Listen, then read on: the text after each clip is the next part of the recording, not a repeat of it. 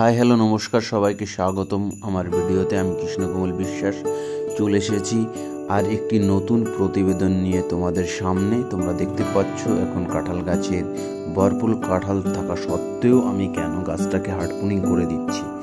অনেক ইঁচড় রয়েছে, সেই সত্ত্বেও গাছটাকে কেন আমি হার্ডপুনিং করে দিচ্ছি তার কারণ একটাই, আমি অসময়ে কাঁঠাল পেতে চাই যার দামটা অন্তত পক্ষে 200 টাকা 150 টাকা কেজি হয়। এখন মার্চ মাসের 15 তারিখ, এই সময়ে কাঁঠালের বা ইঁচড়ের দাম বাজারে এই 40-50 টাকা কেজি হবে।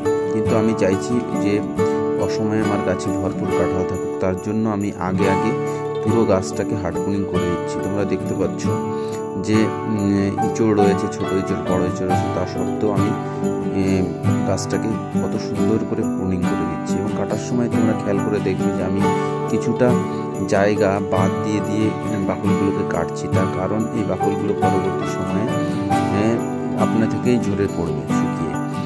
আর একটা জিনিস খেয়াল রাখতে হবে, অতি অবশ্যই রাখতে হবে, সেটা হচ্ছে যে এই হার্ডপুনিং করার পরে ওই যে সমস্ত জায়গা দিয়ে কাটিং করা হচ্ছে সেই সমস্ত জায়গা দিয়ে পোকামাকড় আক্রমণ হয় এবং পরবর্তীতে সেই জায়গাটা আক্রান্ত হয়ে গাছের ভিতরে পোকা প্রবেশ করে।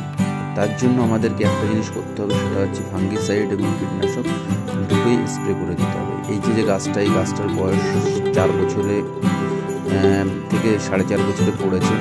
এই গাছটি গতবার ঝড়ে ভেঙে গেছিল, প্রচুর পরিমাণে কাঁঠাল ছিল। তোমরা দেখতে পাচ্ছ যে ওই জায়গাটা ভেঙে গেছে, জায়গাটা।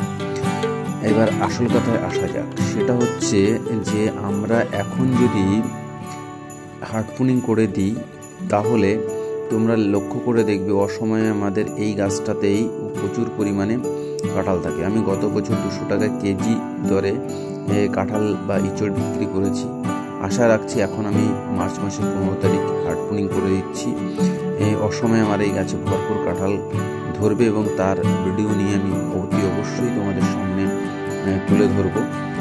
আর এই যে প্রুনিংটা করা হচ্ছে, প্রুনিংয়ের পরে অতি অবশ্যই সপ্তাহে কমপক্ষে একদিন হলেও যে কীটনাশক এবং ফাঙ্গিসাইড অতি অবশ্যই তোমরা স্প্রে করে দেবে, যাতে ওই জায়গা দিয়ে পোকামাকড় আক্রমণ না ঘটে। অসংখ্য ধন্যবাদ ভিডিওটি দেখার জন্য।